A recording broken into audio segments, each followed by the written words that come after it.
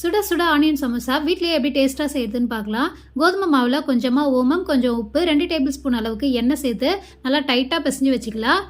இப்போ கடாயில் கொஞ்சமாக எண்ணெய், கொஞ்சம் சீரகம் போட்டுட்டு கட் பண்ணி வச்சுருக்க வெங்காயம், பச்சை மிளகாய், இஞ்சி, கருவேப்பிலை, கொத்தமல்லி இது எல்லாத்தையுமே சேர்த்துட்டு கொஞ்சமாக மஞ்சத்தூள் உப்பு போட்டு லைட்டாக வதங்கின பிறகு இப்போ இது கூட 1/2 ஸ்பூன் அளவுக்கு மிளகாய்த்தூள், 1/2 ஸ்பூன் தனியாத்தூள், கொஞ்சமாக கரம் மசாலா சேர்த்து இதோட பச்சை ஸ்மெல் போகிற வரைக்கும் நல்லா வதக்கி எடுத்துட்டோம்னா நான் ஸ்டஃபிங் ரெடி ஆகிடும்.